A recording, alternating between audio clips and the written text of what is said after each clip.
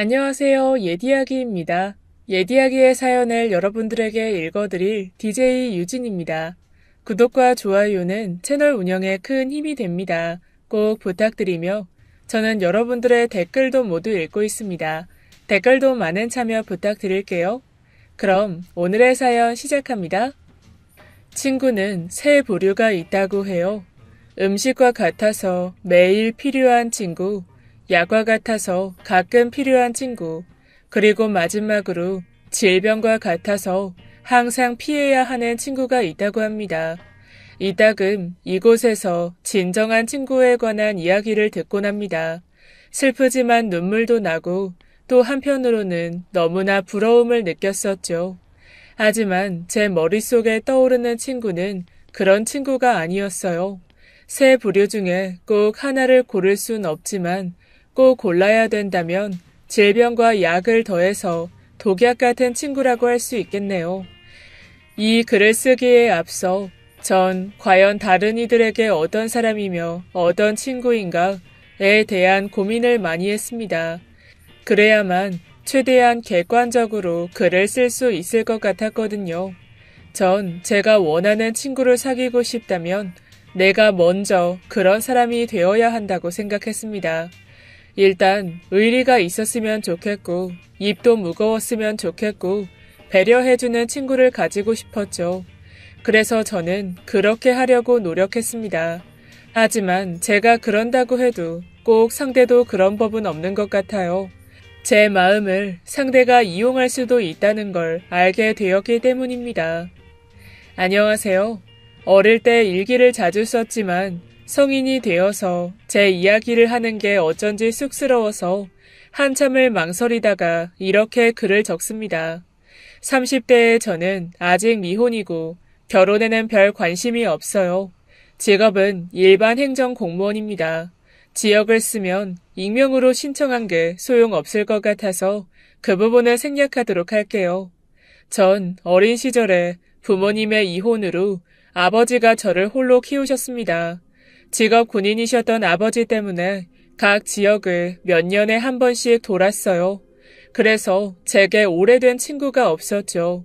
적응을 할 만하면 이동을 하는 탓에 나중에는 친구 사귀는 것 자체도 꺼려졌습니다. 물론 성격 자체도 소심하고 내성적인 게 한몫했고요. 거기에 더해 군부대 안에 학교가 있는 경우도 있지만 외부 학교에 다닐 때 군인 아파트에는 친구조차 자유롭게 출입을 할 수가 없었습니다. 특히나 그 당시에는 검문 후에도 차량으로도 꽤 오랜 시간 진입해야 하는 거리에 집이 있었기에 항상 허락이 필요했어요. 아마도 그런 환경 때문에 제가 친구를 만드는 게 제 인생에서 굉장히 중요한 목표이자 한 부분으로 자리 잡았던 것 같습니다. 다들 자연스럽게 나이가 들고 여러 가지 상황이 바뀌고 좋은 일 혹은 좋지 않은 일을 겪으면서 진짜 친구를 곁에 둘 나이임에도 불구하고 저는 노력으로 친구를 사귀어야 했으니까 말이죠. 전 앞서 이야기했던 것처럼 누구보다 좋은 친구가 되어주려고 했습니다. 그럼 저에게도 그런 친구가 되어주리라 믿어 의심치 않았죠. 딱 10년 전에 대학을 졸업하고 고시 공부를 하고 있을 때 그 친구와 만나게 되었습니다. 노량진에서 고시 공부를 할 때 만나게 된 거죠. 제가 집에서 굳이 나와 공부를 하겠다고 했을 때 고지식하고 보수적인 아버지는 절대 반대를 외치셨습니다. 하지만 매일 아침 점심마다 군사용 비행기 소리 때문에 이중창을 뚫고 드르르 하고 진동이 오는 그 아파트에서는 절대로 공부하기 좋은 환경이 아니라는 걸 설득시키고 겨우 나올 수 있게 된 거였죠. 처음에는 마냥 모든 게 신기하고 좋았습니다. 과반수 이상이 가방을 메고 트레이닝복 차림을 하고 슬리퍼를 질질 끌고 다니는 것도 신기했죠. 거리에서 먹는 컵밥과 혼자 밥 먹는 모습도 어색하지 않았어요. 하지만 그것도 잠시 고시원과 독서실, 학원을 오가는 게 익숙해지고 반년이 지났을 때 저 스스로가 점점 지쳐가는 게 느껴졌습니다. 이따금 아버지에게 전화가 오면 제가 그날 처음으로 입을 열었다는 걸 알게 되는 날이 많았거든요. 혹시 라이터 있어요? 그 친구는 엄지로 불을 붙이는 신용을 하며 제게 처음으로 말을 걸었죠. 네? 아니요. 아, 사야 되나? 큰일이네. 돈 빌려드릴까요? 그 친구는 제 말을 잠시 해석하려고 하더니 이내 깔깔거리며 웃더군요. 아, 웃어서 미안해요. 아니, 돈이 없어서가 아니라 라이터 집에 많아서 돈 주고 사기가 그렇게 아깝더라고요. 그런데 빌려준다니. 아, 그랬군요. 정말 착하네요. 나이 몇 살인지 물어봐도 되나? 전 25살이에요. 여기 온 지는 딱 1년 됐고요. 저도 동갑이네요. 전 반년 조금 지났어요. 와, 그럼 우리 친구네? 반가워. 말 놓자. 친구. 그 말을 하면서 손을 내비는데 정말로 반가웠습니다. 저는 얼결에 악수를 했죠. 이런저런 이야기를 나누며 독서실 옥상에서 이야기를 나눴어요. 그 친구는 경찰 공무원을 준비 중이라고 했어요. 저와는 정반대의 성격이라 밝고 재밌고 유쾌한 성격이었죠. 시간 가는 줄을 모르고 한참을 그렇게 떠들었습니다. 담배를 입에 반쯤 물고는 가끔 오가는 사람에게 불을 빌리고는 말을 이어갔어요. 다른 사람의 시선은 안중에도 없었고 넉살 좋게 안면이 익은 사람과 인사도 하면서 말이죠. 그 친구와 이야기를 하면서 신기하다는 생각을 제일 먼저 했던 것 같습니다. 어디에도 얽매이지 않고 자유롭게 사는 것처럼 보였거든요.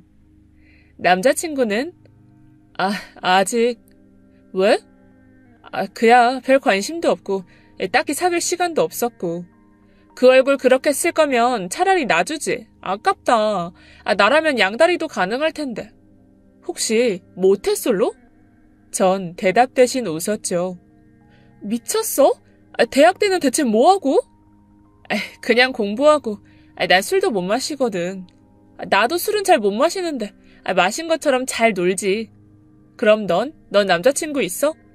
당연한 소리를 묻고 있구나? 일단은 계속 만나고 있지. 3년. 와, 굉장히 오래 사귀는구나. 뭐 공부한다고 예전처럼 잘 만나지는 못하는데 대학 때 만나서 지금까지 그냥 사귀고 있는 거지. 시간이 조금 흐르면서 저희는 더 가까워졌고 친구가 이야기한 남자친구의 존재도 확인했습니다. 하지만 뭔가 앞뒤가 맞지 않았죠. 고시원에서 함께 팔짱을 끼고 나오는 걸 봤기 때문이었어요. 공부 때문에 시간이 없다고 해서 같은 고시생이 아닐 거라고 생각했죠. 그래도 잠깐의 의심이었을 뿐 서로 공부 때문에 만나지 못했을 수도 있다는 생각이 드니 바로 접었습니다. 아니야. 그 사람은 만난 지 얼마 안 됐어. 남자친구가 아니라는 말이야? 아니, 남자친구가 맞긴 하단 말이지. 뭐 일단은. 그럼 그 3년 사귄 남자랑은 헤어진 거야? 아니, 그냥 가볍게 만나는 건데? 바람을 피운다는 말이야? 그게 뭐 잘못된 거니? 전 당황해서 입만 뻥긋거렸죠. 하여튼 넌 정말 고지식해서 탈이라니까. 남자는 여럿을 만나봐야 아는 거야. 보는 눈도 키우고. 그리고 난 사람 자체를 안 믿거든. 기대를 하지 말아야 실망도 없다고 생각해. 내 남자친구도 다른 여자 만날걸? 뭐? 그 사람도 다른 사람을 만나? 뭐 확실한 건 아닌데 그렇지 않을 가능성이 크지만 일단 난 젊을 때 한 명이라도 더 만나보자는 주의라. 그리고 지금 만나는 그 사람은 경찰 간부 준비하거든? 만약 합격하면 나한테는 좋은 신랑감이 될 수도 있고. 왜? 내가 속물 같니? 뭐 그래도 상관없어. 난 나처럼 아예 드러내놓고 솔직한 게 좋다고 봐. 속이 시커먼 사람들이 감추고 겉으로는 아닌 척하지. 내숭 떠는 여자도 싫고 허세 부리는 남자도 싫고. 친구는 굉장히 솔직했어요. 특히나 자신의 감정에 관해서는 여과 없이 다 드러냈죠. 제 내면에는 고지식함과 솔직함의 어느 중간에서 방향을 잡진 못했습니다. 하지만 딱히 친구가 선택한 일에 대해 가타부탄 말을 덧붙이고 싶진 않았죠. 뭐랄까, 대리만족이랄까? 제가 할 수는 없어도 친구가 하는 모든 행동들이 시원하게 느껴지긴 했습니다. 좋으면 만나고 싫으면 가차없이 돌아서는 그 모습이 멋졌죠. 여기에 더해 성격도 시원시원했습니다. 밥을 공짜로 먹는다고? 덕분에 일찍 일어날 수도 있고 돈도 절약할 수 있고 맛도 있다고. 그래도 난 그 교회를 다니는 건 아닌데. 나도 다니진 않아. 그래도 교회라는 곳의 이미지가 덕분에 엄청 좋아지긴 했지. 내가 나중에 합격하면 크게 기부도 할 생각이 있다니까. 그니까 먹자.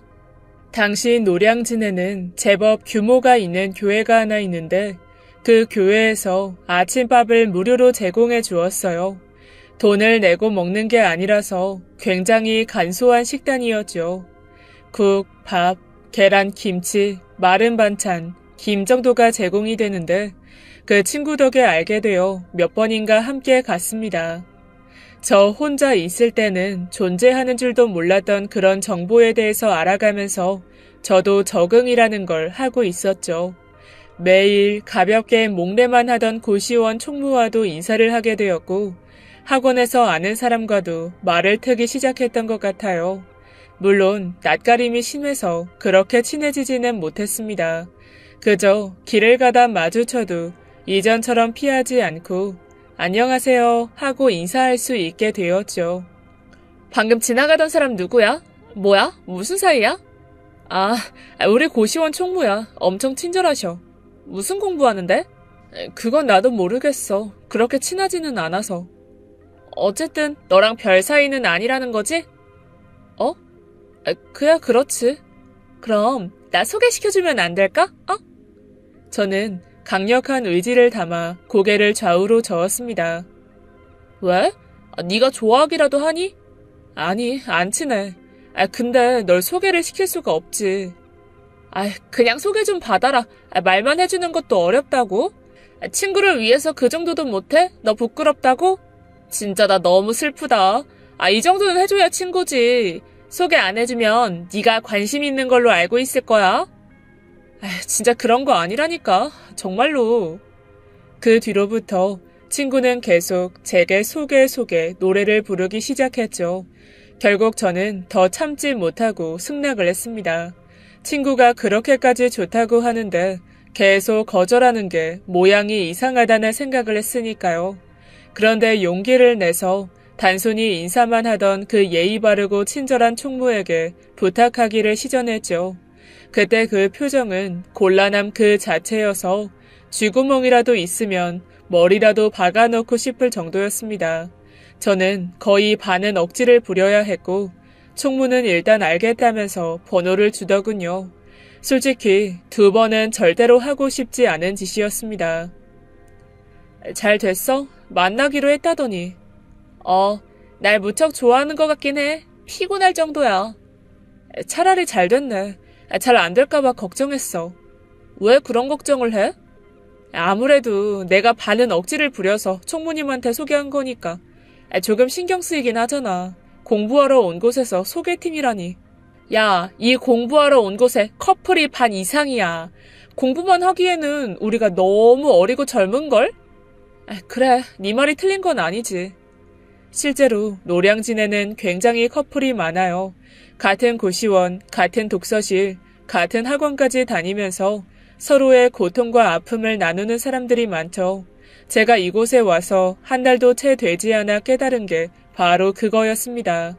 여긴 절대로 놀기 좋아하는 사람은 와선 안 되는 곳이구나. 또 하나 더 알게 된 것은 커플 중 한 명이 합격하면 대부분 그 관계가 깨지고 만다는 것이었죠. 모두 다라고 할 순 없겠지만 확실히 이곳은 그저 외로움을 이겨내기 위한 수단으로 사람을 사귀는 것 같아 보였습니다. 적어도 제 눈에는 그렇게 보였죠.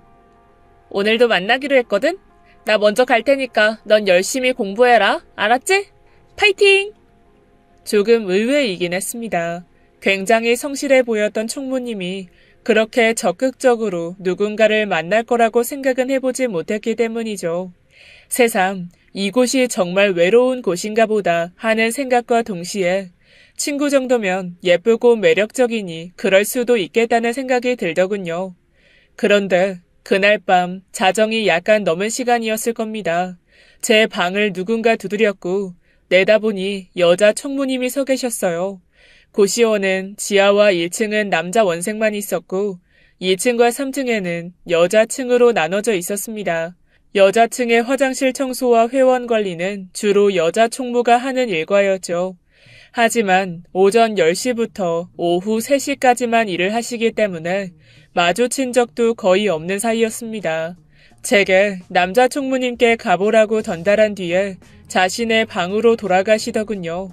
전 고개를 갸웃하며 옷가지를 잘 챙겨 입고 고시원의 총무실로 내려갔습니다. 다름이 아니고 그 친구분 있잖아요. 네. 잘 만나고 있다고 들었어요. 그게 아니라 꼭 5번을 만나야 합니까? 네? 무슨 말씀인지 잘 모르겠는데 5번이요? 그 친구분도 억지로 나와서 저를 만나는 거라고 하던데요. 무슨 말을 하는지 이해가 되지 않더군요. 그런 게 아닌가요? 전 무슨 말인지 하나도 이해가 되지 않아서요. 친구가 소개를 해달라고 하기는 했는데. 총무는 허탈하게 웃어 보였습니다.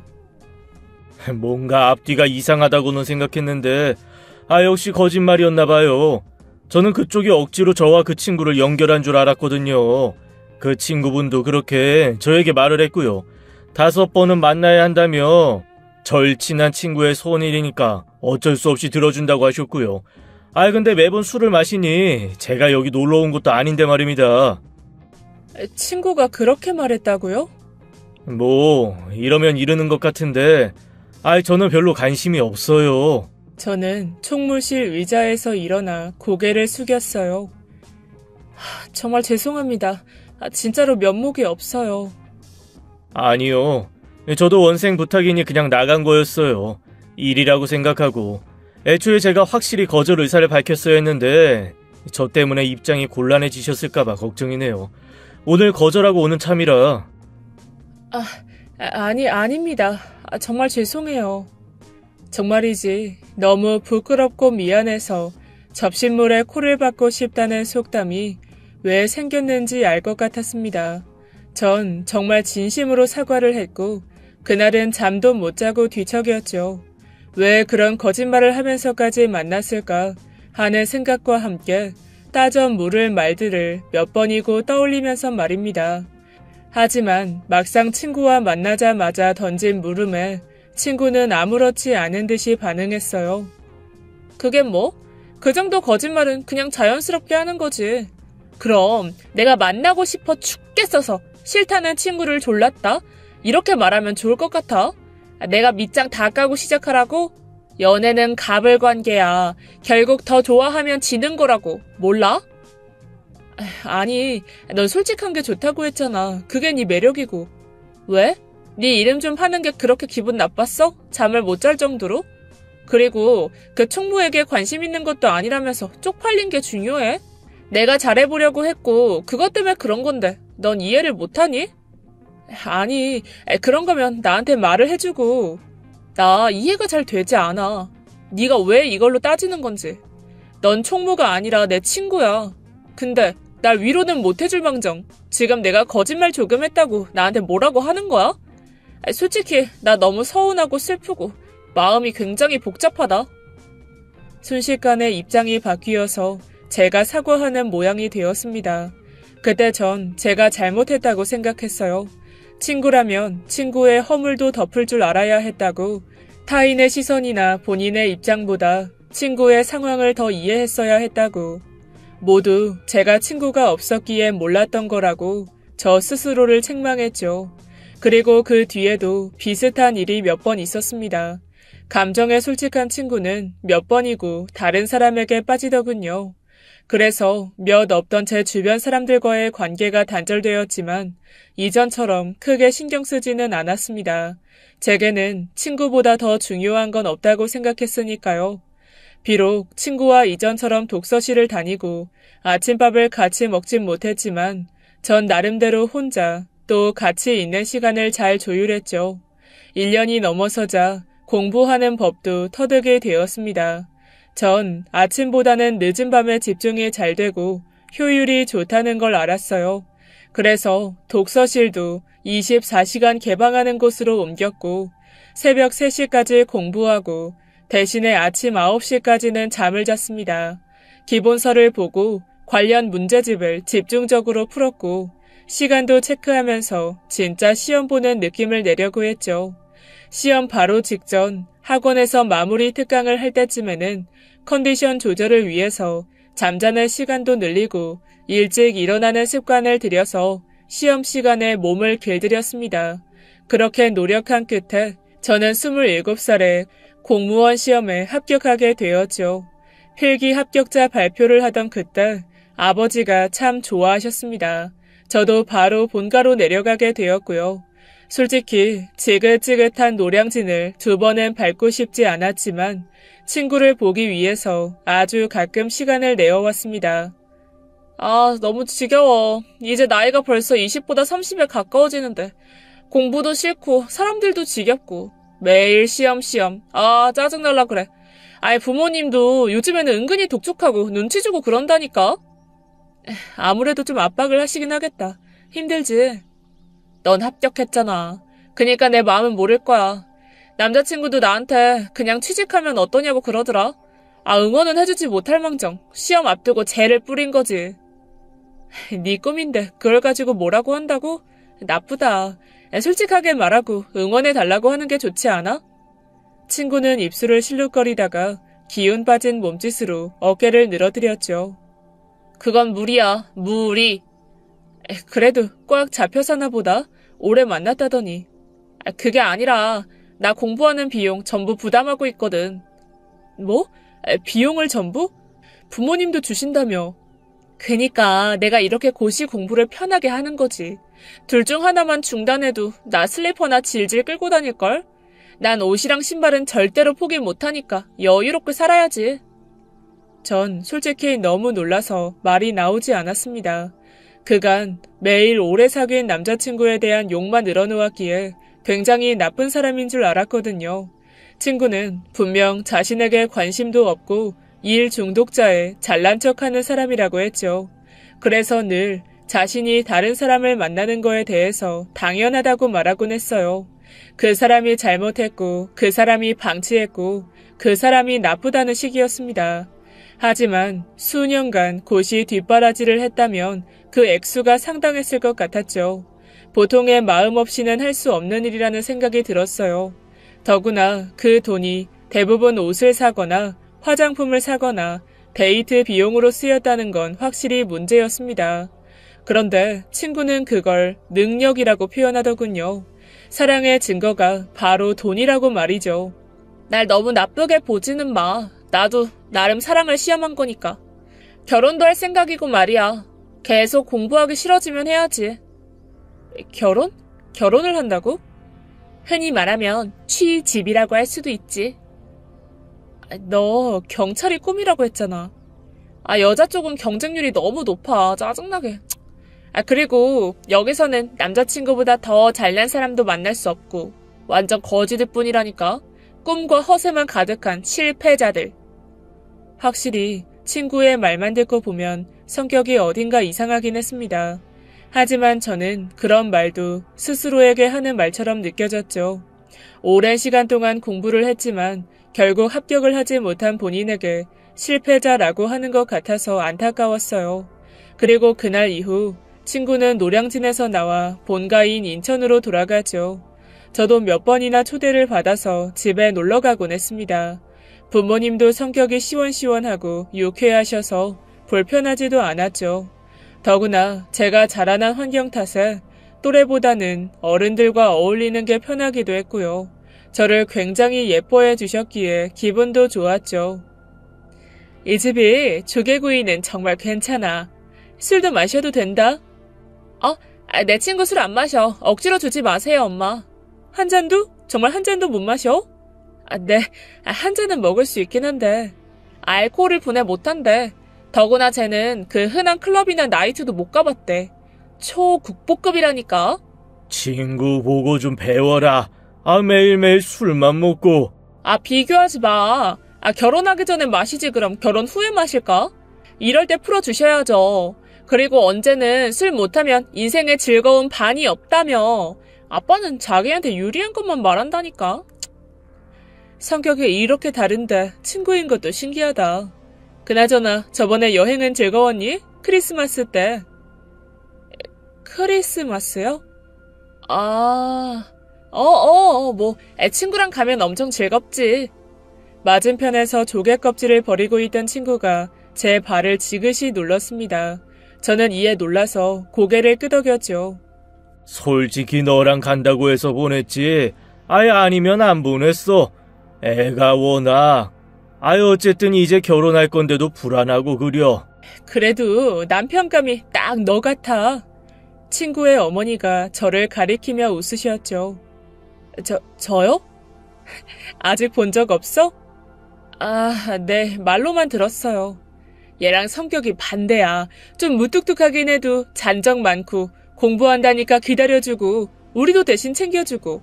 걔도 술은 안 먹지. 노는 것도 좋아하지 않고 처음에는 말이 너무 없다 싶어서 별로였는데 거의 6년 넘어가지. 그렇게 보니까 알겠더라고. 저는 그저 어색하게 웃고 있었습니다. 전 확실히 크리스마스 때 가족들과 함께 있었고 머릿속에서 크리스마스 때 친구가 그 남자친구와 놀러가지 않았다는 게 떠올랐기 때문이었죠. 제게는 다른 친구들 몇 명과 놀러간다고 분명 얘기했었거든요. 그때 제가 남자친구는 어쩌고 가냐고 물었을 때 조금 싸웠다는 이야기를 했습니다.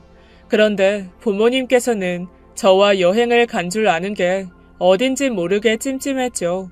결혼까지 할 시점에 굳이 거짓말을 이상하긴 하더군요. 이윽고 술자리가 끝나고 친구에게 크리스마스에 대해서 물었습니다. 남자친구랑 갔어. 그냥 말하기 그래서 둘러댄 거고. 근데 결혼 상대인데 뭐라고 하실까? 워낙 부모님들이 고지식하고 괜히 신경 쓰이실까봐. 고작 일본 여행인데 나도 어쩌다 보니 너랑 간다고 말했지. 귀찮아서 그런 거야. 너한테 말한다는 걸 깜빡했네. 당황했지? 조금. 친구의 말이 거짓말이었다는 건 얼마 가지 않고 알게 되었죠. 왜냐하면 친구의 남자친구를 만나게 되었기 때문이었습니다. 정식으로 소개를 받은 건 아니고 우연히 제가 둘이 있는 식당에 가게 되면서 합석을 하게 된 것이었죠. 굉장히 어색한 자리였습니다. 친구도 저도 그리고 친구의 남자친구도 서로의 눈치만 살피고 있었죠. 친구의 남자친구는 제가 상상한 그대로였습니다. 단정하고 차분한 느낌이 드는 사람이었죠. 친구의 부모님이 왜 저와 비슷하다고 말했는지 이해가 되기도 했습니다. 저와 굉장히 흡사한 느낌이었죠. 결혼식 하기 전에 한번 만나려고 했는데 이렇게 만났네? 상당히 많이 바쁘시다고 들었어요. 제가요? 그렇죠. 정신이 없었네요. 엄청 친한 친구라고 해서 계속 만나려고 했는데. 자기야, 내가 말했잖아. 진짜 바쁘고 이 친구가 시간이 되면 자기가 바빴고, 그지? 친구의 남자친구가 고개를 가볍게 끄덕였습니다. 저 선물 잘 받았어요. 일본에서 오면서. 자기야, 나 담배 좀 피우고 올게. 끊었다며? 아직도 태우는 거야? 그게 아니야. 눈치 좀 챙겨. 그래, 알았어. 다녀와. 너도 같이 가자, 얼른. 저는 갑자기 밖으로 끌려나가게 되었죠. 그리고 친구는 그때 진실을 말해주었습니다. 사실 일본 여행은 남자친구랑 간 게 아니라 이전에 만났던 전 남자친구와 여행을 간 거라고요. 그리고 부모님과 남자친구 모두에게 저와 간 거라고 둘러댔던 겁니다. 한숨만 나오더군요. 솔직하고 늘 당당했던 친구의 모습에 약간 실망하기까지 했습니다. 하지만 거기에서 진실을 이야기할 수 있는 사람은 없겠죠. 그래도 결혼 전에 그러는 건 좀 아닌 것 같아서 저는 처음으로 친구에게 쓴소리를 했습니다. 아무리 듣기 싫어도 아닌 건 아니니까요. 누가 잘못된 걸 몰라서 그래? 이별 여행이었다니까. 결혼하면 어차피 끝인데 나 나름대로 마무리한 거야. 넌 내 친구면서 이런 거 하나도 이해 못해줘? 눈치라도 빨라서 적당히 그렇다고 해주길 바랄 수도 없고. 아휴, 답답하고 아슬아슬하고. 모태솔로라서 그런가? 여기서 연애 문제가 왜 나와? 아닌 걸 아니라고 하는 거지. 그럼 6년을 기다려주고 뒷바라지한 남자친구한테 나 이별 여행 좀 다녀올게. 기다려줄 거지? 이럴까? 그야. 근데 왜 자꾸 날 끌어들이냐고. 나도 어쩔 수가 없다니까. 남친이 너 말고는 다 안 믿어. 다른 친구들이랑은 술 먹고 나이트 가고 그런 전적이 있어서. 이게 다 내가 너 좋게 말해주고 포장해줘서 그런 거야. 그래도 나 이런 거 너무 불편하고 당황스러워. 알았어. 알았으니까 이번만 제발. 알았지? 근데 선물이 대체 뭔데? 몰라. 네가 줬다고 하고 포장된 봉지채로 줬거든? 전 남자친구가 일본에서 나한테 준 건데 공항까지 마중 나와서 당황해서 그걸 줬지. 흔들어 봤는데 아주 가벼웠던 것만 기억나거든? 모른다고? 그걸 모르면 어쩌니? 무조건 말을 돌려. 그리고 술 취한 척. 술 못 먹지. 그럼 그냥 유도를 해서 잘 해봐. 나도 내용물을 모르잖아. 그니까 네가 줬다고, 그래서 모른다고 한 거란 말이야. 결국 저는 친구의 편이 되어주기로 했습니다. 제가 불쾌한 건 뒤로 하더라도 이 자리에서 뜨거나 혹은 아니라고 할 수도 없는 상황이었으니까요. 적당히 일본 여행을 다녀온 것처럼 둘러댔고 친구도 제법 맞장구를 쳐줬죠. 거짓말에 익숙하지 않은 저에게는 가시방석 같은 자리였습니다. 그래도 결혼하면 정말 달라질 수도 있겠다라는 생각은 들었어요. 의외로 친구가 남자친구에게는 굉장히 순종적인 것처럼 보였기 때문입니다. 이전에 만나던 남자들에게 대하는 방식과 확연히 다르다는 건 한눈에도 알겠더군요. 선물은 잘 쓰고 계신 거죠? 마음에는 드세요? 마음에 들죠. 정말 다행이네요. 혹시나 필요 없을까봐. 그 선물은 제가 늘 지갑에 넣고 다녀요. 그렇죠. 지갑에 넣으면 좋긴 하겠다. 뭐야? 둘이 많이 친해졌네? 역시 선물이 최고라니까. 그럼 우리 이쯤에서 술 한잔 짠! 야, 너는 물 담아줄게. 그런데 그때 저는 정확히 보았습니다. 친구의 남자친구의 눈에 불쾌함이 떠오르는 것을 말이죠.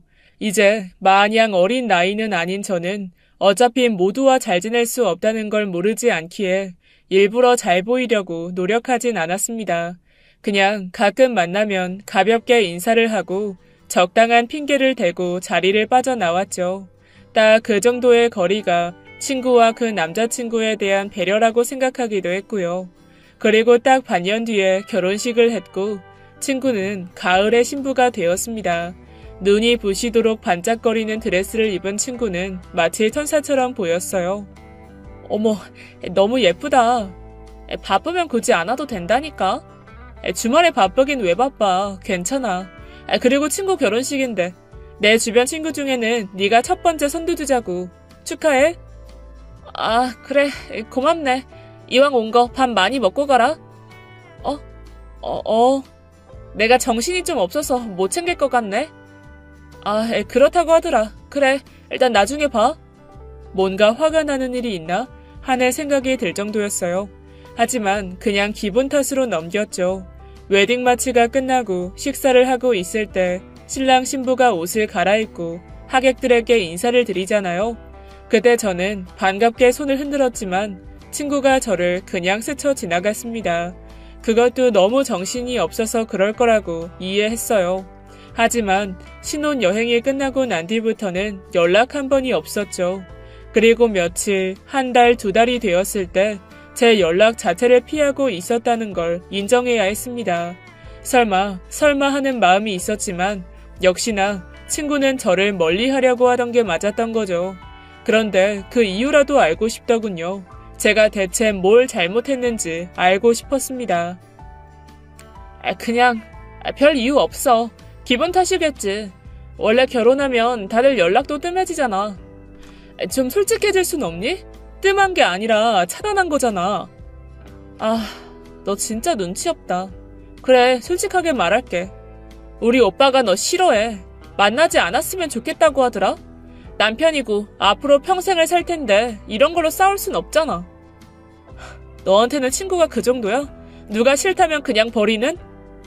네가 친구에 대한 환상? 그런 게 있는 모양인데 친구? 나한테는 도움이 되냐 되지 않냐 두 가지뿐이야. 솔직히 내가 결혼한 마당에 네가 누굴 소개해주겠냐? 고리타분하고 고지식해서 입에 거품이나 안 물면 감사하지. 전 너무 어이가 없어서 웃음만 흘렸죠. 고고한 척 하지 마. 결국 너도 나랑 같이 있으면 덜 외로웠던 거잖아. 내가 대신 화도 내주고 사람들 사이에서 중재도 해주고 아니니? 그렇게 다 본인들의 이익을 위해서 본능적으로 움직이는 게 인간이거든? 그렇네. 생각해보니까. 그치? 이제 알겠어. 내가 널 왜 이해 못했는지. 그건 네가 날 이용하려고만 했기 때문이었어. 뭐? 네 말대로 인간은 본능적으로 서로에게 필요한 부분을 원하지. 근데 그 외에도 많은 것들이 있어. 배려심, 이타심. 근데 너한테는 그게 없었지. 오로지 본인밖에 없었지. 그래서 내가 널 완전히 이해하지 못하고 계속 이해하려고 노력해야 했던 거야. 그냥 너가 나한테 그 정도로 중요한 사람이 아니었다는 거야. 그리고 너처럼 눈치 없는 애가 옆에 있으면 계속 내가 긴장해야 되고 얼마나 피곤한 줄 알아? 언제 터질지 모르는 시한폭탄 같아서 매번 피곤? 혹시 진실을 너무 많이 알아서 내가 무서운 거 아니고? 친구는 제 눈을 마주한 채 아무 말도 하지 않았습니다. 넌 끊임없이 비밀을 만들고 비밀을 알게 된 친구들을 내치고 이제까지 그렇게 살아왔을 거야. 그게 가장 편리했을 테니까. 친구가 없는 건 나뿐만 아니라 너도 그랬잖아. 이제 알겠다. 마음대로 해석하고 앞으로 귀찮게 연락하지 마. 허무하다는 생각이 들었죠. 꽤 오랜 시간을 함께했고 힘든 시기를 같이 버텼다고 생각했던 친구였으니까요. 친구를 잃는다는 게 슬펐습니다. 그래서 전 바보 같다는 걸 알지만 계속 친구를 설득했어요. 이해한다고 했고 앞으로는 더 이해해보겠다고 했죠. 그렇지만 친구는 제 호소에도 전혀 달라지지 않았습니다. 그렇게 딱 3일 저는 그 설득을 완전히 멈춰버렸죠. 지치더군요. 필요에 의해서 만나고 필요가 없으면 버려지는 관계를 끝내고 싶어졌죠. 그래서 저는 그 친구에게 그래, 그렇게 하자. 잘 지내. 라는 마지막 말을 해버렸습니다.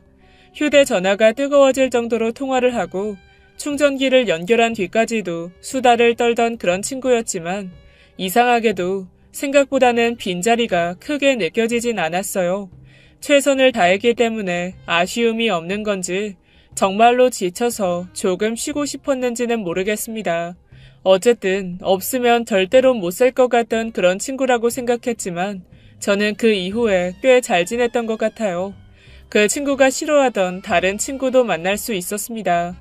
그리고 답장을 바로 주지 않으면 불같이 화를 냈기에 늘 들고 다녔던 휴대전화도 놓고 다닐 수 있었죠. 시원섭섭한 정도가 제가 느낀 감정의 전부였어요. 시간이 지날수록 오히려 가벼운 느낌이 들었습니다. 더 이상 긴장하지도 거짓말하지도 눈치 보지 않아도 된다는 게 좋았어요. 무엇보다 그 친구와 떨어지면서 다른 인간관계를 늘릴 수 있었던 겁니다. 함께 고시원과 독서실을 다니다가 현재는 합격한 사람들과 만남도 따로 가졌죠. 처음에는 단순히 그 친구가 싫어했던 사람들을 만나려는 목적이었지만 만나다 보니 친구가 말한 것처럼 나쁘지 않은 사람들이라는 걸 깨닫게 되었습니다. 그리고 가장 좋았던 건 제가 친구를 만들기 위해 노력하는 걸 그만뒀다는 거였죠. 그 이후로 사람들은 제게 이전보다 좀 더 편해진 것 같다 라는 말을 자주 하더군요. 그래서 알게 되었습니다.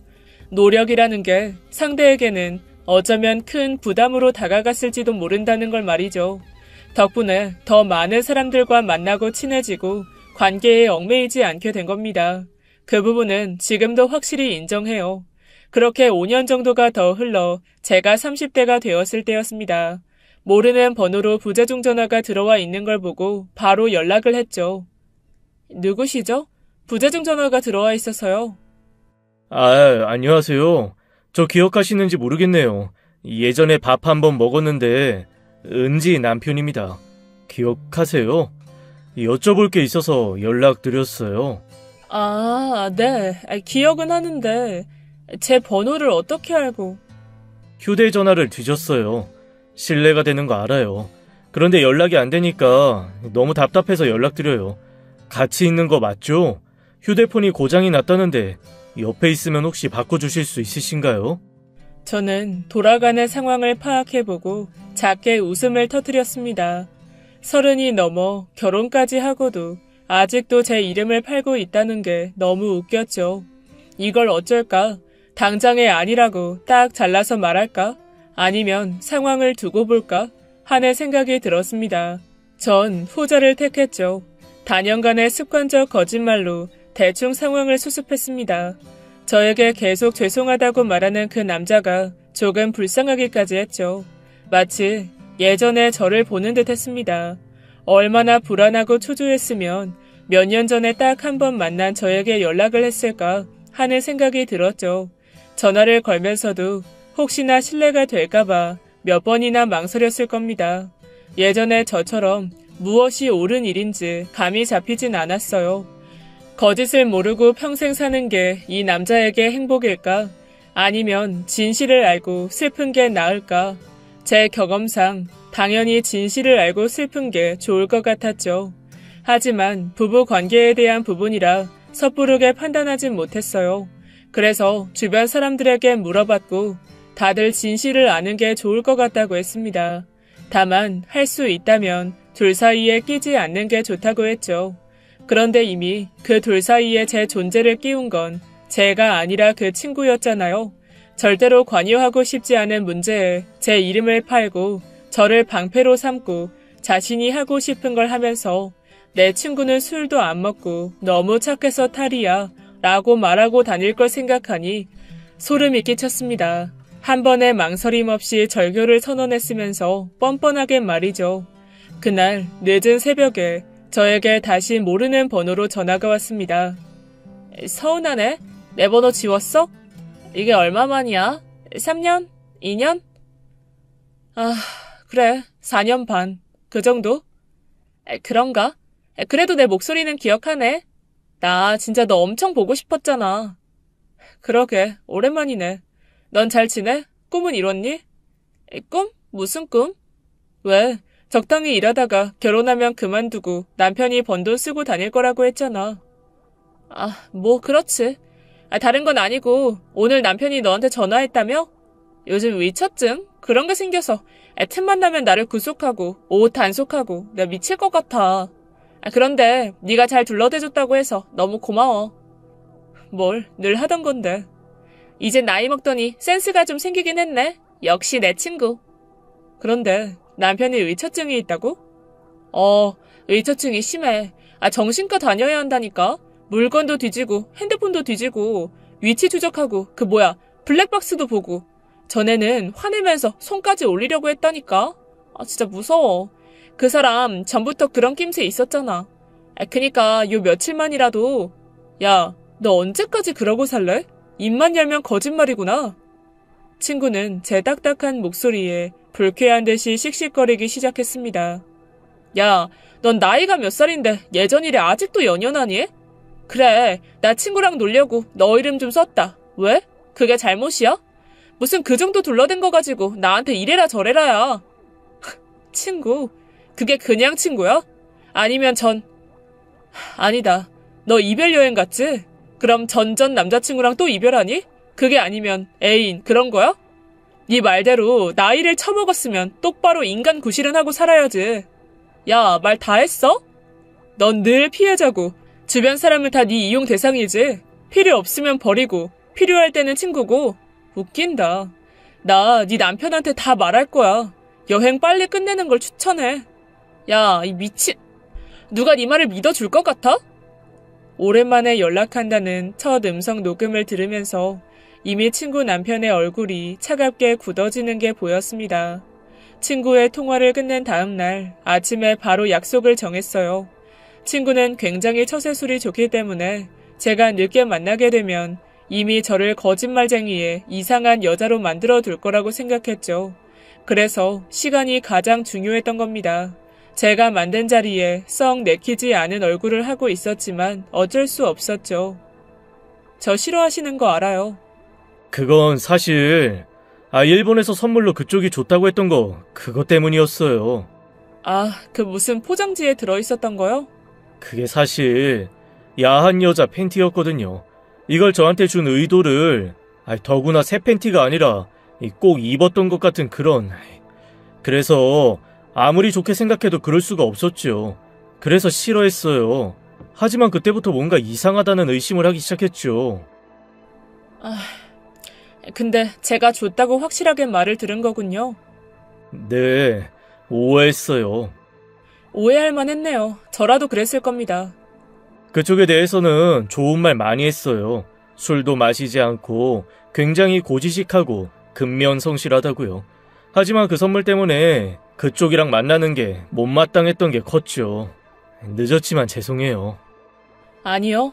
저야말로 좋은 일이 아니라 복수하는 것 같아서. 하지만 전 진실을 아는 게 좋다고 판단했어요. 뭐가 옳은지 틀린지는 스스로가 판단한 부분이라고 봐요. 미안합니다. 솔직히 이 말을 왜 예전에 해주지 않았냐고 녹음 들었을 때 생각했어요.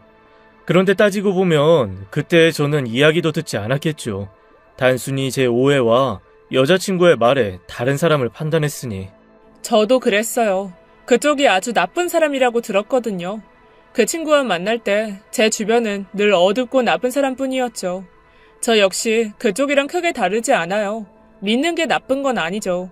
다만 저 스스로도 판단할 줄 알았어야 했다는 거, 그게 잘못이네요. 진짜 허무하네요. 모든 게 거짓말이라면. 그 외에도 제가 담배를 피운다는 말을 들었다고 했습니다. 계속 몸에서 냄새 나는 걸 추궁하자 제가 골초라고 이야기했다고 하더군요. 여기에 더 웃긴 건 제가 이번에 실연을 당해서 여행을 함께 가주겠다고 했다는 겁니다. 친구의 거짓말 안에서 저는 연애도 하고 담배도 피우고 이별도 했던 거죠. 그리고 그런 저와는 반대로 본인은 굉장히 의리가 있는 친구처럼 보이게 포장했더군요. 마치 제가 바라고 원했던 이상향의 친구 말입니다. 앞으로 어쩌실 건데요? 저도 그렇게 바보는 아닙니다. 이혼해야죠. 힘없는 결말을 들은 것 같아서 씁쓸하기도 했어요. 이 사람이 그간 마음을 다쳐가며 힘든 결정을 내린 것에 비해 제 친구는 아무런 타격 없이 다른 사람을 또 만날 테니까 말입니다. 이런 걸 보면 세상은 참 불공평하게 느껴지기도 해요.